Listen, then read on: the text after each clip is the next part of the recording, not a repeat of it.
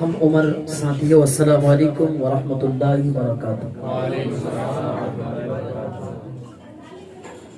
الحمد للہ رب العالمین والعاقبۃ للمتقین والصلاة والسلام على سید الانبیاء والمرسلین وعلى آلہ واصحابہ الطیبین الطاہرین، اما بعد فاعوذ باللہ من الشیطان الرجیم ببرکت بسم اللہ الرحمن الرحیم۔ الا بذکر اللہ تطمئن القلوب، صدق اللہ العظیم وصدق رسولہ النبی الامین المتین المبین المعین الکریم، ونحن على ذلك لمن الشاہدین والشاکرین والمطمئنین والحمد للہ رب العالمین۔ بادہ توحید کے مدوالوں، شمع رسالت کے پروانوں، غوث و خواجہ اور رضا کے چاہنے والوں، اولیاء امت کے جانثاروں، آئیے کچھ عرض کرنے سے پہلے آقا نامدار، مدینے کے تاجدار، ہم غریبوں کے غمگسار، جانے کائنات جانے عالمین، غنبد خضرا میں آرام فرمانے والے آقا جناب محمد الرسول اللہ صلی اللہ تعالی علیہ وسلم کی مقدس بارگاہ میں میں جس انداز میں درود مبارکہ پڑھاؤں، آپ بھی میرے ساتھ مل کر محبت اور عقیدت کے ساتھ پڑھیں۔ پڑھیے الصلاۃ والسلام علیک یا رسول اللہ، الصلاۃ والسلام علیک یا حبیب اللہ، الصلاۃ والسلام علیک یا نور اللہ، صلی اللہ تعالی علیہ وسلم۔ کام وہ لے لیجئے تم کو جو راضی کرے، یا رسول اللہ صلی اللہ تعالی علیہ وسلم، کام وہ لے لیجئے تم کو جو راضی کرے، ٹھیک ہو نام رضا تم پہ کروڑوں درود۔ اور نہ دولت سے نہ دنیا سے نہ گھر آباد کرنے سے، نہ دولت سے نہ دنیا سے نہ گھر آباد کرنے سے، تسلی دل کو ملتی ہے خدا کو یاد کرنے سے۔ میرے پیارے آقا صلی اللہ تعالی علیہ وسلم کے پیارے دیوانوں، جیسا کہ آپ حضرات کو بخوبی معلوم ہے کہ یہ محفل جو ہے ہر جمعہ بعد نماز مغرب سجتی ہے۔ یہ محفل جو ہے آج ہی نہیں سجائی گئی ہے، ہر جمعہ بعد نماز مغرب مختلف جگہوں پر سجائی جاتی ہے۔ تو آج بھی الحمدللہ ہمارے سلیم بھائی کے گھر ہم اور آپ موجود ہیں۔ اللہ رب العزت کی بارگاہ میں دعا کریں کہ اللہ رب العزت ہمارے یہاں پر بیٹھنے کو قبول عطا فرمائے، اور ہمارے اس محفل کے صدقے میں ہم سب کو سچا پکا نمازی بنائے۔ اب آئیے، میں جس آیت کریمہ پڑھنے کا شرف حاصل کیا ہے، اللہ تبارک و تعالیٰ کی بارگاہ میں دعا ہے کہ اللہ تعالیٰ مجھے اس آیت کے متعلق حق کہنے اور آپ حضرات کو حق سننے کی توفیق رفیق عطا فرمائے۔ میں نے ذکر کے حوالے سے آیت کریمہ تلاوت کیا ہے۔ ذکر کے معنی ہے یاد کرنا، یاد رکھنا، چرچا کرنا وغیرہ وغیرہ۔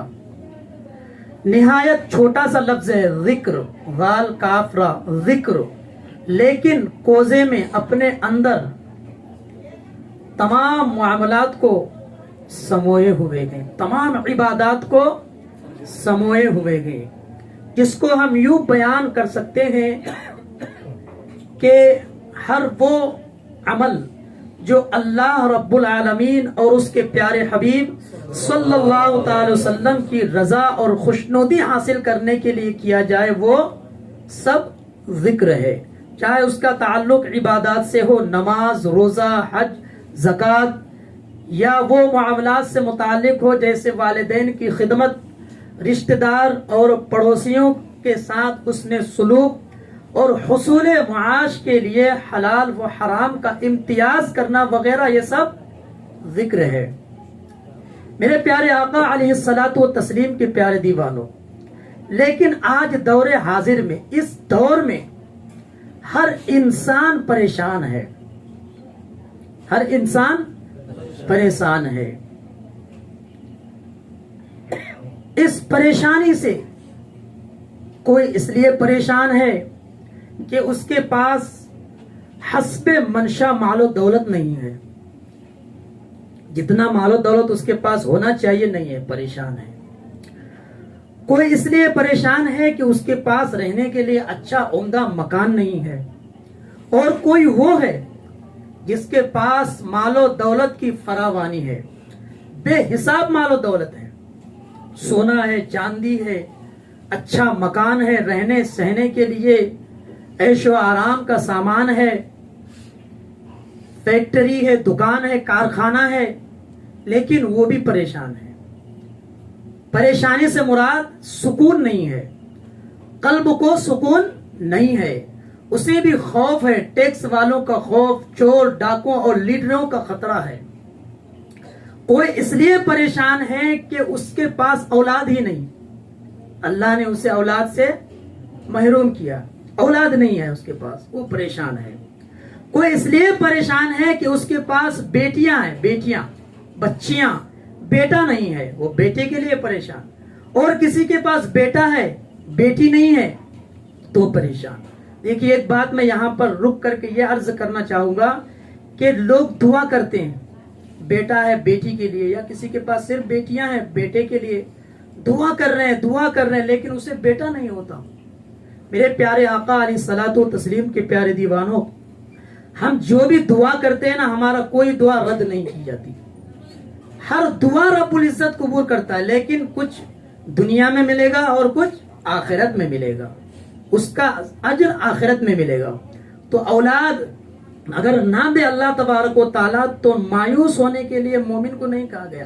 مومن کی صفت مایوس ہونا نہیں ہے، کیونکہ اللہ تبارک و تعالیٰ، آپ نے سنا ہوگا، حدیث پاک ہے کہ اللہ اپنے بندوں سے 70 ماہوں سے زیادہ محبت کرتا ہے۔ کتنا؟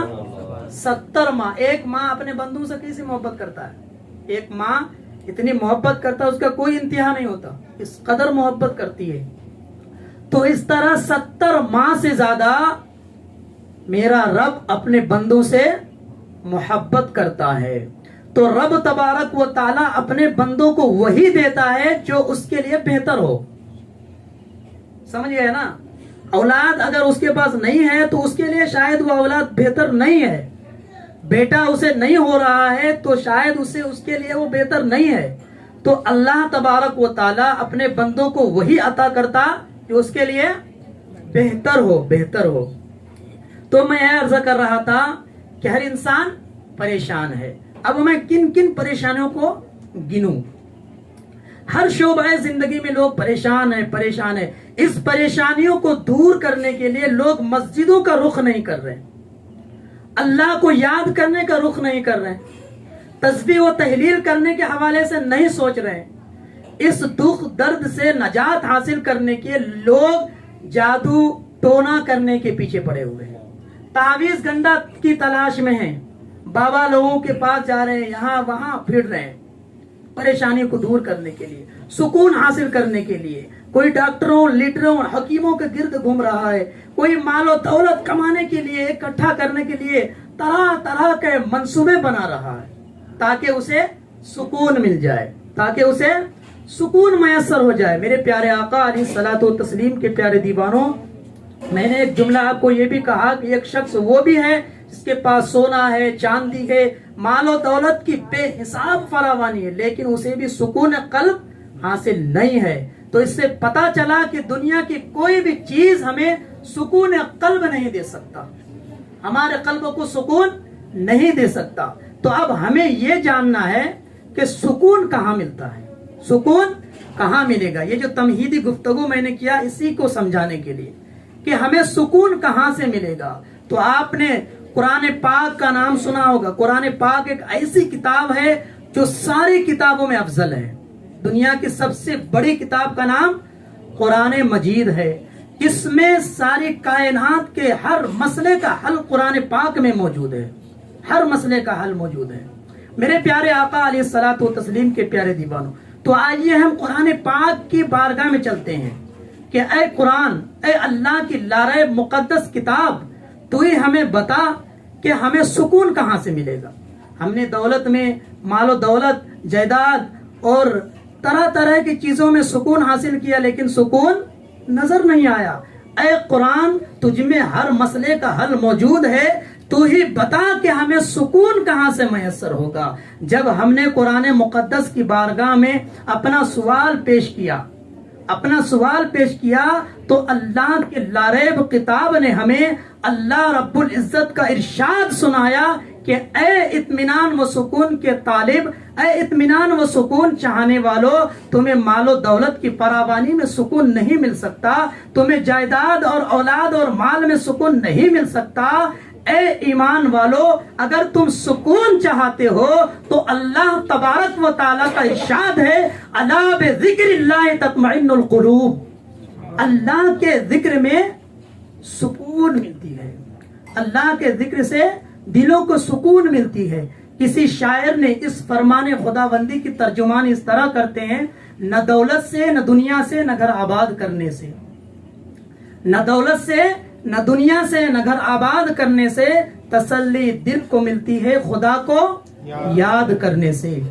میرے پیارے آقا علیہ الصلوۃ والتسلیم کی پیارے دیوار، اللہ تبارک و تعالیٰ کا فرمان ہے، یا ایھا الذین آمنوا اذکروا اللہ ذکرا کثیرا وسبحوہ بکرۃ واصیلا، اے ایمان والو، اللہ کو کثرت سے یاد کیا کرو اور صبح و شام اس کی تسبیح کرتے رہو۔ میرے پیارے آقا علیہ الصلوۃ والتسلیم کے پیارے دیوانوں، حدیث پاک ہے، مشکات اور بخاری کی حدیث ہے، حدیث کا الفاظ ہے، ان اللہ تعالی یقول انا مع عبدی اذا ذکرنی تحرکت شفاعتہ، یعنی اللہ تبارک و تعالی فرماتا ہے، میں اپنے بندوں کے ساتھ ہوتا ہوں، متوجہ ادھر توجہ دیں، میں اپنے بندوں کے ساتھ ہوتا ہوں جب وہ ذکر کرتا ہے، میں اپنے بندوں کے ساتھ ہوتا ہوں،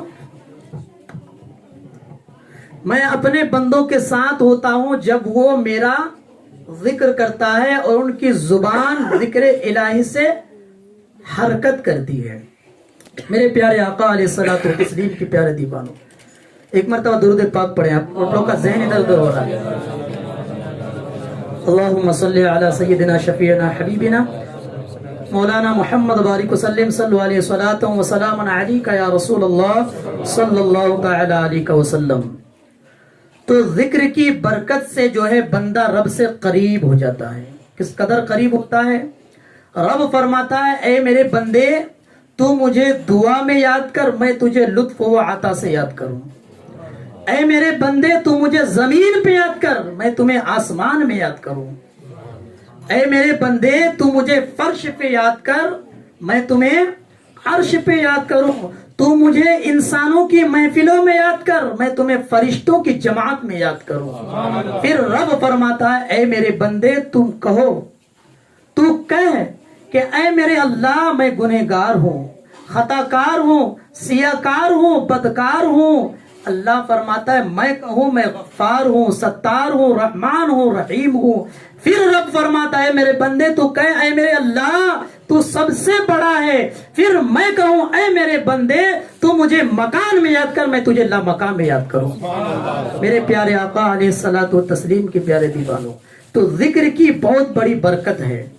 جو اللہ کو یاد کرتا ہے، صبح و شام اللہ کی تسبیح بیان کرتا ہے، میرے پیارے آقا علیہ الصلوۃ والتسلیم کے پیارے دیوانوں، ذکر کرنے والے بندوں کا مقام کیا ہے، میں آپ کو یہ بات بتا کر کے انشاءاللہ اپنی تقریر کو سمیٹنے کی کوشش کروں گا۔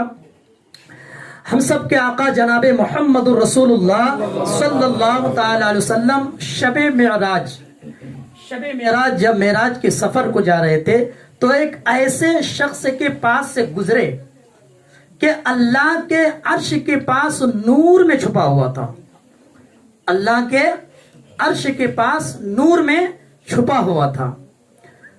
تو اللہ کے رسول صلی اللہ علیہ وسلم جبریل امین سے پوچھتے ہیں اے جبرائیل کیا کوئی یہ فرشتہ ہے، کیونکہ اللہ کے عرش کے پاس نور میں چھپا ہوا تھا۔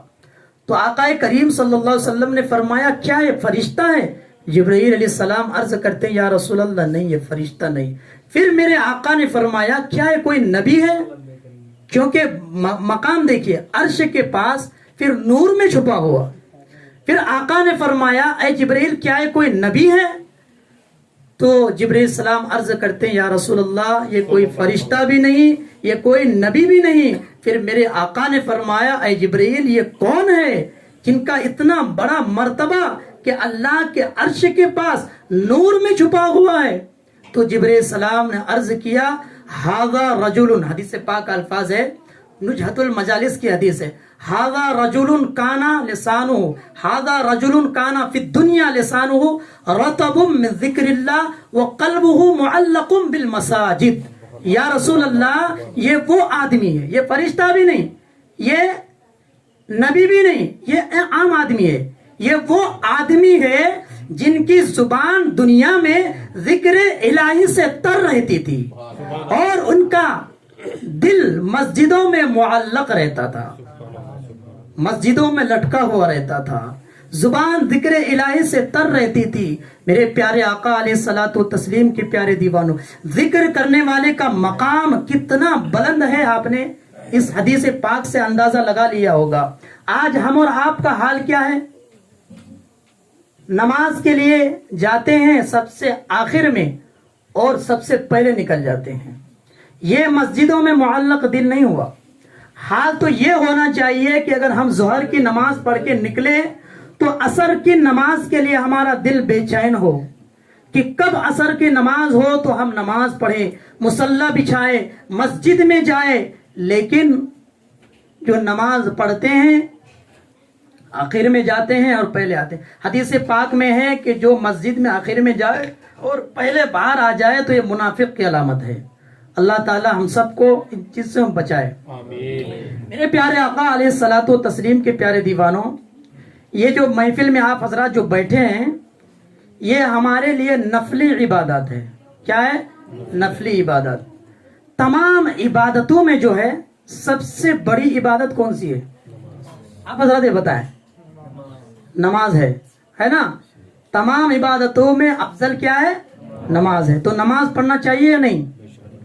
نماز پڑھنا چاہیے، کیونکہ ہماری نماز میں اگر کوتاہی کمی ہو گئی تو پھر ساری عبادتیں بیکار ہو جائے گی۔ نماز کمپلیٹ ہوگی تو ہماری دیگر عبادات یہ محفلیں تب جا کے قبول ہوگی۔ حدیث پاک میں ہے کہ جب کوئی مومن مسلمان انتقال ہو جائے گا تو قبر میں جو ہے اس کے لیے جو سب سے پہلے سوال ہوگا، اول ما یحاسب به عبد الصلاۃ، یعنی سب سے پہلا سوال جو ان سے ہوگا وہ نماز کے حوالے سے ہوگا۔ سب سے پہلا سوال نماز کے حوالے سے ہوگا۔ میرے پیارے آقا علیہ الصلوۃ والتسلیم کے پیارے دیوانوں، اور حدیث پاک یہ بھی حدیث پاک میں ہے کہ الصلاۃ عماد الدین فمن ترکها فقد ہدم الدین۔ اس کا ترجمہ یہ ہے کہ جس نے نماز کو قائم کیا اس نے دین کو قائم کیا، جس نے نماز کو چھوڑ دیا اس نے دین کو برباد کیا۔ اللہ اکبر۔ اب دیکھیں، ہم اپنا جائزہ لیں۔ اب جو نماز چھوڑتا ہے وہ یہ دین جو ہے نا، اسلام جو ہم اپنے آپ کو مسلمان کہتے ہیں، اس دین کو برباد کر رہا ہے، وہ نقصان پہنچا رہا ہے۔ میرے پیارے آقا علیہ الصلوۃ والتسلیم کے پیارے دیوانوں، اس دین کے لیے بہت بڑی محنت دی ہے۔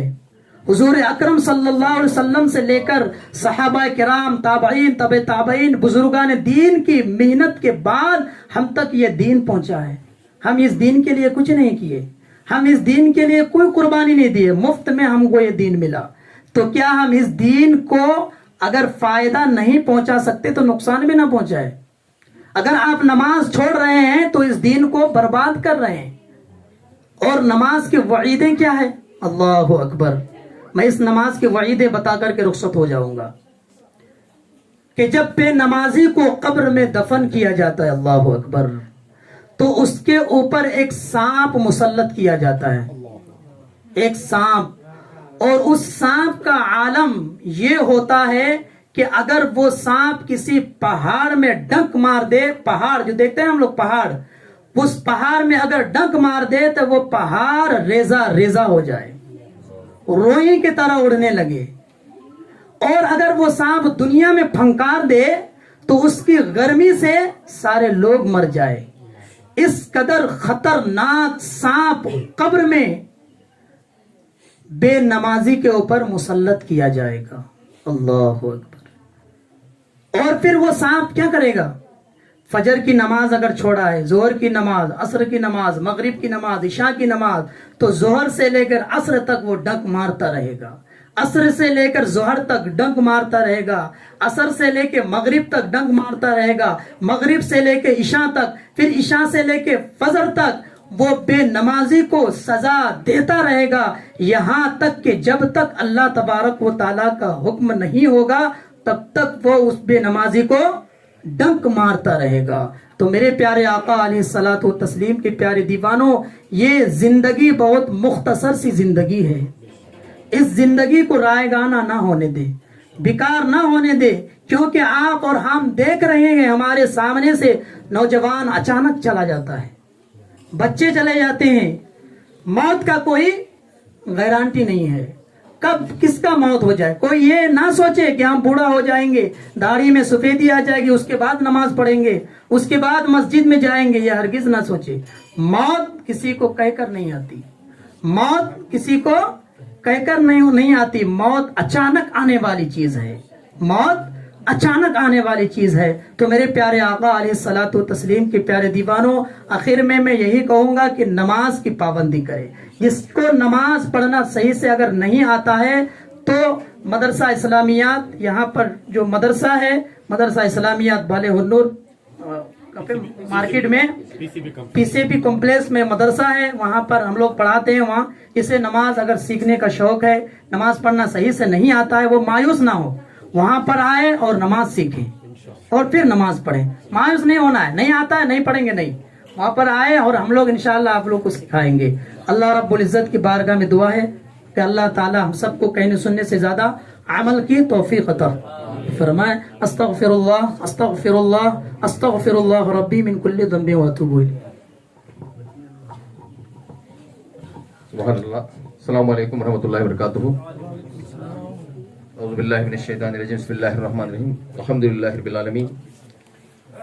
الصلاۃ والسلام علیکہ یا رسول اللہ صلی اللہ علیہ وسلم. جیسا کہ آپ نے سماعت فرمایا، ہمارے حافظ صاحب نے بیان فرمایا نماز کے بارے میں اور ذکر کے بارے میں.